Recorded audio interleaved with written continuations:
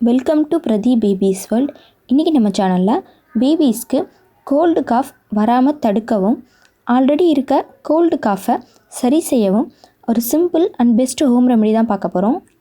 அதுக்கு முன்னாடி நீங்கள் இப்போ தான் ஃபஸ்ட் டைம் நம்ம சேனல் பார்க்குறீங்கன்னா மறக்காமல் சேனலை சப்ஸ்கிரைப் பண்ணிவிட்டு கூடவே பெல் பட்டனையும் ப்ரெஸ் பண்ணிவிட்டு ஆல் ஆப்ஷன் செலக்ட் பண்ணிவிடுங்க. அப்போ தான் நான் அப்லோட் பண்ணுற லேட்டஸ்ட்டு வீடியோ நோட்டிஃபிகேஷன் உங்களுக்கு உடனே வரும். ஸோ தட் நீங்கள் வீடியோவை மிஸ் பண்ணாமல் பார்க்க முடியும். இப்போ கிளைமேட் சேஞ்ச் ஆகிடுச்சு, மழைக்காலம் ஸ்டார்ட் ஆகிடுச்சு. ஸோ இந்த ரெய்னி அண்ட் வின்டர் சீசனில் பேபிஸ்க்கு கோல்டு காஃப் அடிக்கடி வர்றதுக்கு நிறைய சான்சஸ் இருக்குது. இப்போ ரெய்னி அண்ட் வின்டர் சீசனாக இருக்கிறதுனால நம்ம சேனலில் நான் நிறைய கோல்டு காஃப் ஹோம் ரெமெடி தொடர்ந்து அப்லோட் பண்ணிக்கிட்டு இருக்கேன். நான் எப்போ வீடியோ அப்லோட் பண்ணாலும் எனக்கு கமெண்ட் செக்ஷனில் காமனாக கேட்குற ஒரு கொஷின் இது தான். கோல்டு காஃப் வந்தால் மட்டும்தான் இந்த ஹோம் ரெமெடிலாம் யூஸ் பண்ணணுமா? ப்ரிவென்ஷனாக கோல்டு காஃப் வராமல் இருக்கிறதுக்கு ஏதாவது ஹோம் ரெமெடி இருந்தால் சொல்லுங்கன்னு கேட்குறீங்க. ஸோ குழந்தைக்கு கோல்டு காஃப் எதுவும் வராமல் தடுக்கிறதுக்கு ப்ரிவென்ஷனாக நம்ம அவங்களுக்கு கஷாயம் கொடுக்கலாம். வாரத்தில் ஒரு நாள் கஷாயம் கொடுக்கறதுனால அவங்களுக்கு கோல்டு காஃப் ஃபீவர்னு எதுவும் வராமல் நம்மளால் தடுக்க முடியும். பட் கஷாயம்லாம் பிலோ 1 இயர் பேபிஸ்க்கு நம்மளால் கொடுக்க முடியாது. ஸோ 1 இயர் கம்ப்ளீட் ஆன பேபிஸ்க்கு மட்டும்தான் நம்ம கஷாயம் கொடுக்கணும். ஸோ இந்த வீடியோவில் 0 to 1 இயர் இருக்க பேபிஸ்க்கு ப்ரிவென்ஷனாக கோல்டு காஃப் வராமல் தடுக்கிறதுக்கு என்ன ஹோம் ரெமெடி யூஸ் பண்ணணும் தான் நான் உங்ககிட்ட ஷேர் பண்ணிக்க போகிறேன். இது 0 to 1 இயர் பேபிஸ்க்கு மட்டும்தான் யூஸ் பண்ணணும்னு இல்லை, வளர்ந்த பெரிய குழந்தைங்களுக்கும் கூட யூஸ் பண்ணலாம்.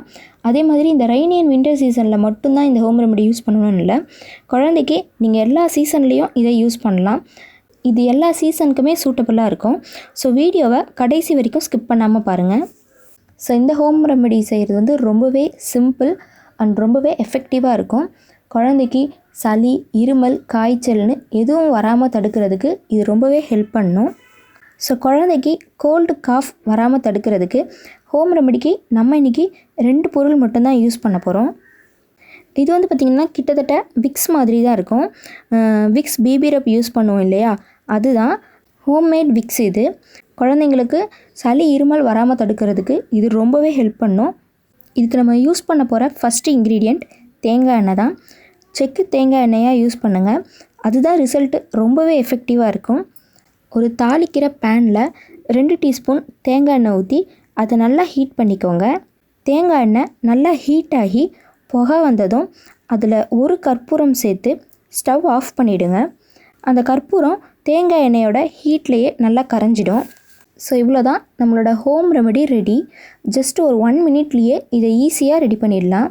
இது கை பொறுக்கிற சூடு வந்ததும் குழந்தையோட நெத்தி, முதுகு, அப்புறம் தொண்டையிலேருந்து நெஞ்சு வர தேய்ச்சி விட்டுட்டு அவங்களோட உள்ளங்கையிலையும் உள்ளங்கால்லையும் நல்லா தேய்ச்சி விடுங்க. நம்ம நார்மலாக குழந்தைக்கு விக்ஸ் பேபி ரப் எப்படி தேய்ப்போமோ அதே மாதிரி நீங்கள் இதை அவங்களுக்கு தேய்ச்சி விட்டுருங்க. என்னோடய பாப்பாவும் நவம்பர் மந்தில் தான் பிறந்தாங்க. நான் என்னோடய பாப்பாவுக்கு மார்னிங் எழுந்ததும் ஃபஸ்ட்டு இதை தான் தேய்ச்சி விடுவேன். அதே மாதிரி ஈவினிங்கும் தேய்ச்சி விடுவேன். இது நம்ம டெய்லியும் குழந்தைக்கு மார்னிங் அண்ட் ஈவினிங் தேய்ச்சி விடுறதுனால அவங்களுக்கு வர கோல்டு காஃபை நம்மளால் தடுக்க முடியும். ஸோ இந்த ஹோம் ரெமெடி ரொம்பவே எஃபெக்டிவாக இருக்கும். கண்டிப்பாக நீங்களும் ட்ரை பண்ணி பாருங்கள். ஸோ இந்த வீடியோவில் குழந்தைக்கு கோல்டு காஃப் வராமல் தடுக்கிறதுக்கு என்ன ஹோம் ரெமெடி யூஸ் பண்ணலான்னு பார்த்தோம். இந்த வீடியோ உங்களுக்கு ரொம்பவே யூஸ்ஃபுல்லாக இருக்கும்னு நம்புகிறேன். இன்னும் இது போல் நிறைய baby food and baby care tips தெரிஞ்சுக்க மறக்காமல் நம்ம சேனலுக்கு சப்ஸ்கிரைப் பண்ணுங்கள். தேங்க்யூ.